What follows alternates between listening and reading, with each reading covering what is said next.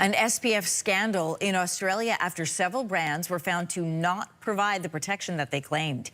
18 sunscreens have been pulled off shelves after testing revealed they didn't provide the SPF protection claimed by the manufacturers. In one case, SPF 50 sunscreen returned a testing result of SPF 4. So joining us with a closer look at sunscreens and the situation here in Canada is Dr. Sonia Abdullah, a board-certified dermatologist. Good morning and welcome. Good morning, Anne-Marie. You know, nearly 20 sunscreens being pulled off shelves is a staggering number. Is this more common than we realize? You know, this is a story that made headlines back in June, and it's more about testing than formulation.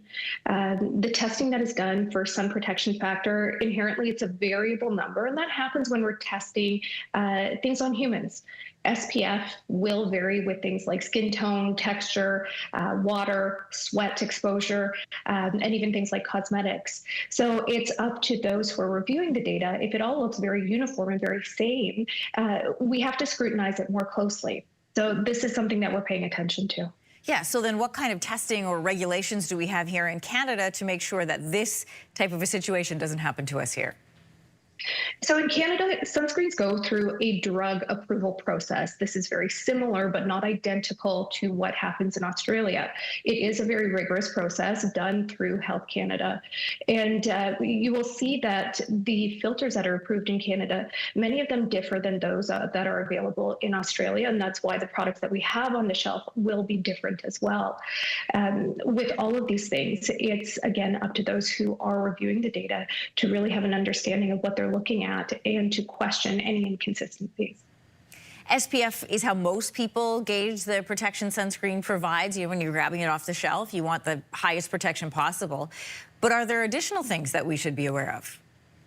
When it comes to sunscreen, we need to look at things like SPF. So typically an SPF 30 or higher. We want to look at things like broad spectrum coverage, indicating that it's also going to protect us against ultraviolet A, another common wavelength that can damage the skin.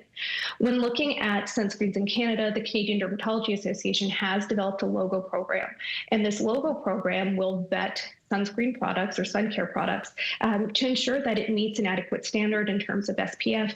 These are also products that will be free of fragrance, common allergens, irritants, and will have a low likelihood of triggering acne. When we're using sunscreen, we also need to make sure that we put on enough, so 1 teaspoon for every part of your body, including the face, and ensure that you are reapplying regularly and generously, especially if you're sweaty or wet. And we have to do all the things. So it's not just sunscreen application that will protect us from the sun, but it's wearing the broad brim hat, wearing sunglasses, the sun protective clothing, seeking shade, creating it if it doesn't exist, and avoiding those peak hours of sun exposure between 11 and 3 p.m. Dr. Abdullah, it was interesting that in this case in Australia, for example, it wasn't the government testing that revealed this. It was a private company that then is now pushing and recommending to the government to do some retesting. If something similar were to happen in Canada, independent testing found that the government testing didn't maybe catch all of the products that were making claims that couldn't be backed up. What kind of testing happens in Canada, and how often are these claims tested? So again, that's up to our regulatory body. Because Health Canada goes through a drug approval process, on the back of your sunscreen, you can actually find a drug identification number. Sunscreens follow the same vetting process that medications do. So again, it is done regularly, both internally by companies, again, to validate the testing, because there is a confidence in the reproducibility of results. And then independent labs will also be hired, depending on the circumstances. A bit of a relief, I'm sure, for a lot of people. I know my husband is one of them who rely regularly on sunscreen. Dr. Sonia Abdullah, board-certified dermatologist, thanks for coming on this morning. Thanks, Anne-Marie.